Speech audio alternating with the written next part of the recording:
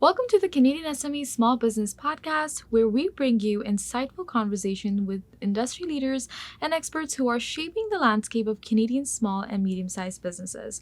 I'm your host, Maheen.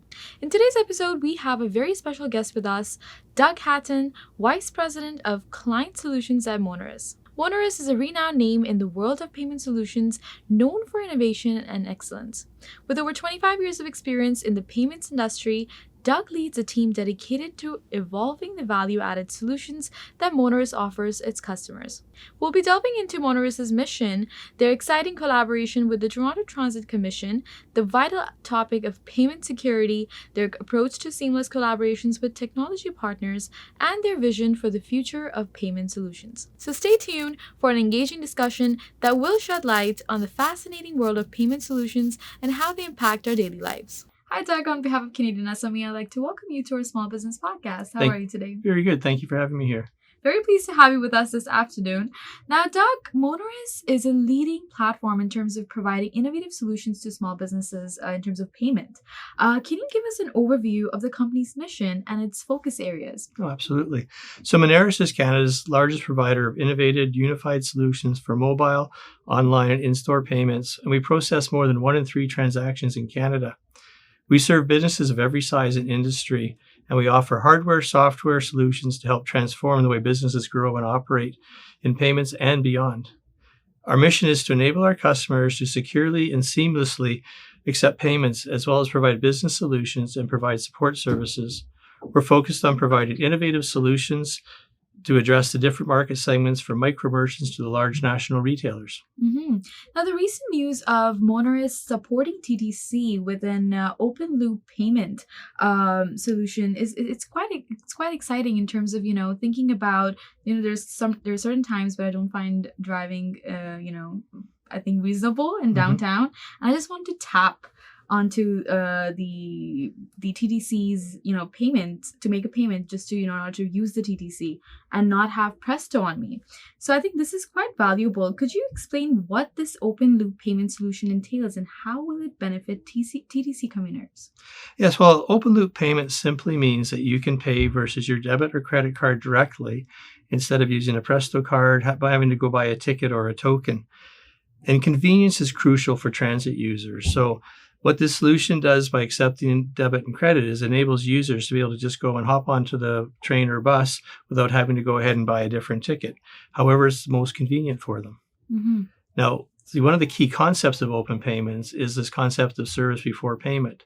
So when you're going up to pay with your credit card on a bus, there's not enough time for it to actually go and process the transaction. And while that is fast, you need to be able to go through the gates or get on the bus very quickly. So what service before payment means is that they let you on the bus and then they authorize the payment. Now, there's a special set of rules that go from the card brand networks that allow you to do this. And what Moneris did was implement a gateway that helps implement all of those special rules, so that lets the transit authorities implement to us very quickly and very easily. We implemented support for credit and debit, and we were the first to implement Interact debit in Canada. So that was one of our very big milestones into the project. We're very proud of it. Congratulations. Thank you. It was a lot of work. It is. Now, the use of contact payments is already enabled in Canada and ingrained in the users in Canada. So when you start putting it onto transit, it's a natural migration for users to come along and use it on the transit systems. Now, the TTC implementation was the last phase of a project we did with Metrolinx that enabled this across many lines in the greater GTA. So we've done GO Line, we've done Up Line, and we've done all the 905 transit authorities, which includes Brampton, Burlington, Durham, Hamilton, Mississauga, Oakville, and York. So this lets you go across the whole greater GTA and use your credit or debit cards for getting onto the transit. Mm-hmm. An interesting fact was the day that we launched it on the TTC, we saw an instant uptake into it, and the volumes went up quite a bit over the rest of the volumes onto it. So it was very quickly accepted by the riders. We also have done implementations across the country. So we've got it in TransLink in BC, we've done in Laval, Quebec, and we've got a couple other projects across the city that are coming into play. So it's getting adopted across the whole country. The benefit for the TTC rider allows them to use the payment method they have in their wallet to pay for their ride. The commuter doesn't have to have funds in their Presto card. So it makes the occasional rider, out-of-town rider, it makes it easy for them to get onto transport. What this does, it opens the opportunity for people to jump on the transit and explore the cities and regions a little bit more, which actually opens up some markets for SMEs where people are willing to go out and explore because it's easy to get there. So you're going to get more people going out into different parts of the community. Right. I think that solves my problem at least. It absolutely does. Now, with such great development, security seems to be a very crucial aspect of payment solutions, or payment systems, actually. How does Moneris ensure the security and privacy of passengers' payment information when using this new open loop payment solutions? So security and privacy is the core of everything we do in payments. Now, the good part on this one is that as you tap your card on the reader, it's instantly encrypted. So the cardholder data is never exposed into the system and is transported from the reader through the system to the back-end host securely. What happens in the system is that card gets turned into what's called a hash, which is just a number. And that hash is what's used through the system to identify the card. Any relationship between the hash and the card holder is done in a secure environment. So therefore, as the data transports around the systems, nobody knows who the rider is, and you can't make any links into it. Mm-hmm. No, it's quite reassuring to hear how Moneris prioritizes the protection of the payment information. We'd love to dive deep into the valuable partnerships aspects, but we'll do that after a short break.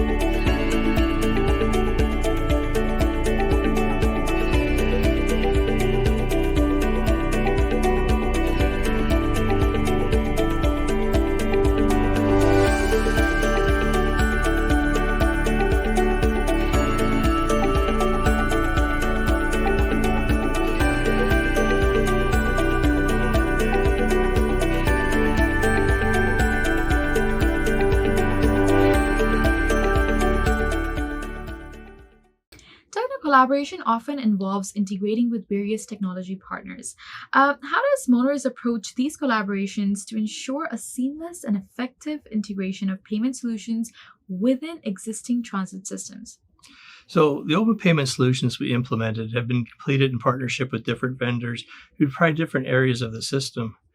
And you can divide the open payments into the front end part of it, which is where the card readers are and the user experience is, and business decisions that go on for the transit authority, and then the payment systems, which we provide as Moneris.